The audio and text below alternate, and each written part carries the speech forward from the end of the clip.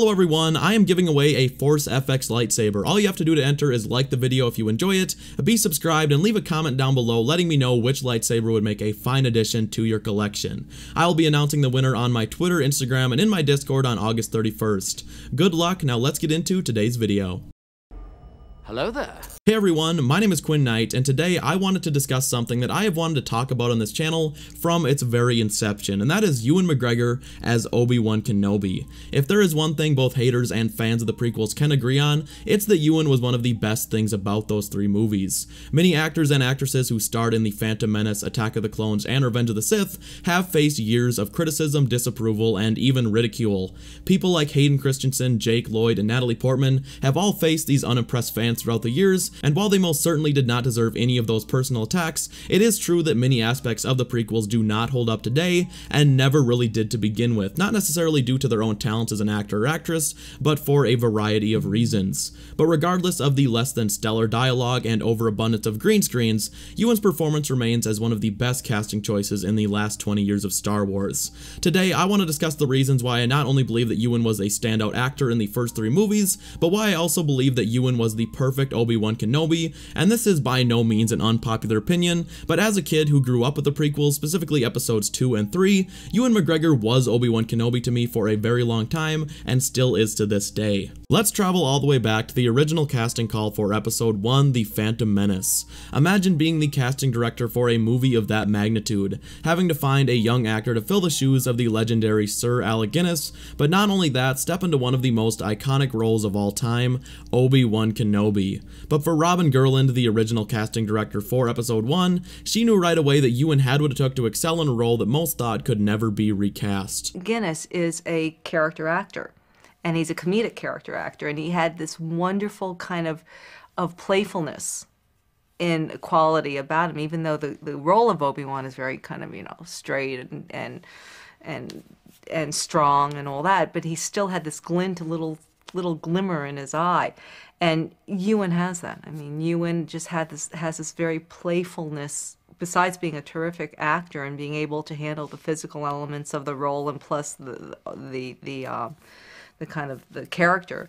He luckily resembles Alec, and then he also just has that kind of intrinsic quality that Alec Guinness has. It really isn't something that's discussed as often as I think it should be, but Alec Guinness really did do a fantastic job of making old Ben Kenobi so much more than he really needed to be in A New Hope. Everyone praises his performance, but few discuss just how little was actually required from him and how much he gave to the role anyway. In the original script, Kenobi was little more than an older gentleman with a Jedi past and some sort of a connection to Darth Vader. That was about it. At the time, Anakin Skywalker and Darth Vader weren't even the same person. It was only later that Lucas decided to make the two a single character, and thus Luke was made the son of Vader. But regardless of Guinness knowing very little about Obi-Wan's backstory, and despite his role requiring a performance that could easily have been phoned in, Guinness was able to craft one of the most interesting and mysterious characters of the 1970s. There was something behind that twinkle in his eye that let the audience know that Kenobi had a past that was begging to be told. He claims to be the property of an Obi-Wan Kenobi. Is he a relative of yours? Do you know who he's talking about? Now that's a name I've not heard in a long time. A long time.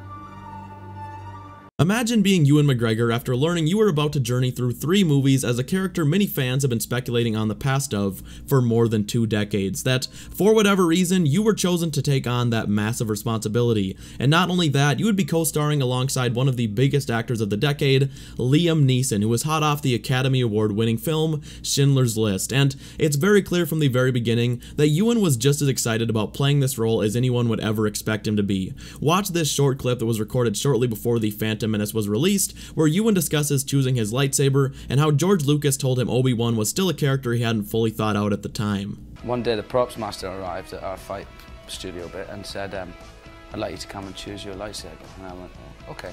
And then I realized that it was a really big deal. We went in the props room, and then there was R2-D2, and I was screaming. I realized, I go, ah! Like that, because it was R2-D2.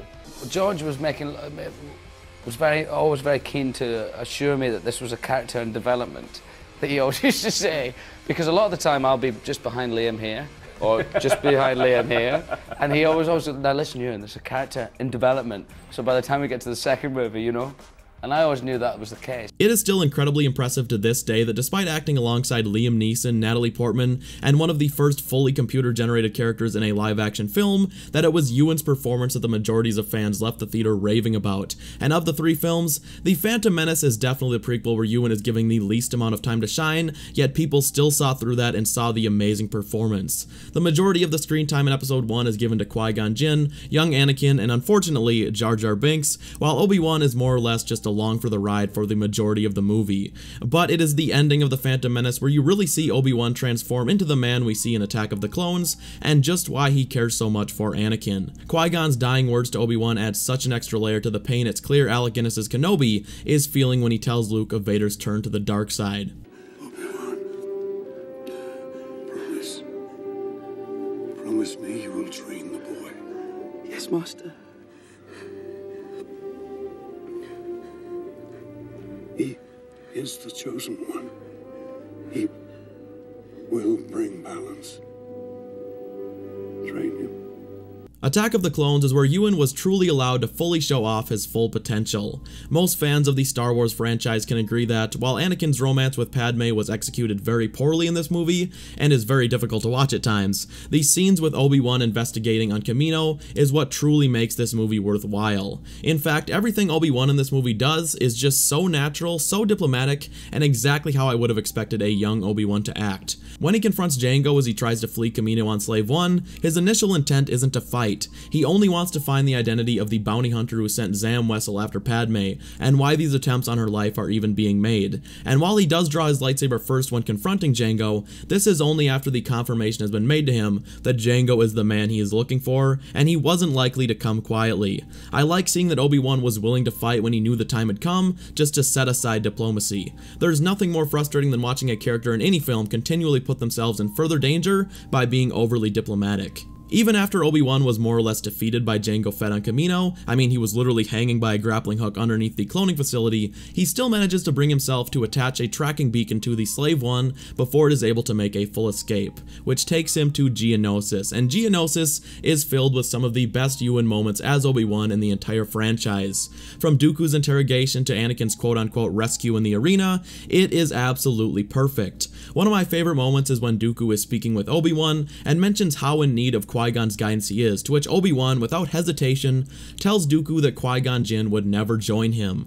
Moments later, Dooku offers Obi-Wan a spot at his side, and again, without any hesitation whatsoever, Obi-Wan refuses. Where Anakin was truly torn throughout the series between good and evil, Obi-Wan rarely faltered, and when he did, we understood why as an audience. Obi-Wan has always been among the most relatable characters in the Star Wars universe. He isn't perfect, in fact, he is far from it. He's often much too loyal to those around him, he's not afraid to stick out his neck a little bit too far than he should, and his sarcasm rarely actually helps the situation, but that is what makes him such a great character. Jedi like Mace Windu, who are still very interesting, are far less relatable as the viewer doesn't feel like they have anything in common with a Jedi Samuel L. Jackson. Ewan did the perfect job of capturing the essence of what made Ben Kenobi such an intriguing character, but he did it in his own way, and in a way that made perfect sense for Kenobi during the younger years of his life. People tend to think Obi-Wan was much younger than he actually is during the prequels. In Episode 2, Obi-Wan is already 35 years old. When placed next to characters like Count Dooku, who was 80 during the Clone Wars, and Mace Windu, who was in his 50s, it's easy to understand why some fans tend to think he's younger than he actually is. At age 35, I would assume you've settled into the man you're going to be for the rest of your life, barring a terrible, life-changingly tragic event that would scar even the strongest of Jedi Masters. For example, say you were forced to seriously maim and injure your best friend in Padawan, and leave him to burn alive on the lava planet of Mustafar, after seeing that same best friend murder dozens of your best friends, colleagues, and children. Not to say that Obi-Wan would ever have to go through something like that, but hypothetically, if he had to, you would expect that character to change a little bit. Perhaps lose some of that sarcasm and that joyfulness as you live a life as a hermit, protecting the son of your former best friend, which brings me to Revenge of the Sith, which is surprisingly the Obi-Wan Kenobi performance that I have the least to say about. I feel like everything that could ever be said about McGregor in this film has already been said a million times. In fact, I feel like the majority of the praise he receives stems from this movie alone, while his performances in the previous two were equally fantastic. Revenge of the Sith may be my favorite Star Wars film, and a huge part of my enjoyment of that movie is the dynamic between Obi-Wan and Anakin.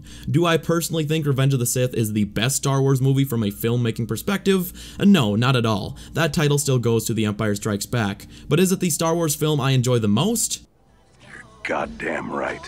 While Ewan was doing a fantastic job as Obi-Wan from the very beginning, this was the movie where Hayden Christensen was able to come into his own as Anakin Skywalker. His performance in Attack of the Clones does leave a lot to be desired, but in this movie he knocks it out of the park. And this only elevates the performance of those around him, including Ewan as Obi-Wan Kenobi. I still get a smile on my face while listening to the banter during the battle over Coruscant, and no one can deny just how powerful their dialogue on Mustafar is. As much of a meme as the "You were the chosen one" line has become, it's also an incredible scene in its own right, and among my favorites in the Star Wars film series. But guys, that is going to do it for today's video. If you enjoyed it, be sure to drop this video a thumbs up, and if you didn't notice, this is something a little bit different for me. I've wanted to make this a channel where I can upload daily, and I've wanted to create other Star Wars content for a very long time. So on days where there isn't anything going on in the Battlefront world, I will be creating other Star Wars content for you guys, and I hope you guys all can enjoy it. Let me know what you thought about this video in the comment section down below, because I would love to hear your feedback. Thank you all so much for watching. Be sure to subscribe to the channel if you are new around here, as we are on that home stretch to the big 100,000 subscribers. Anyways guys, I will see you in the next one. Bye.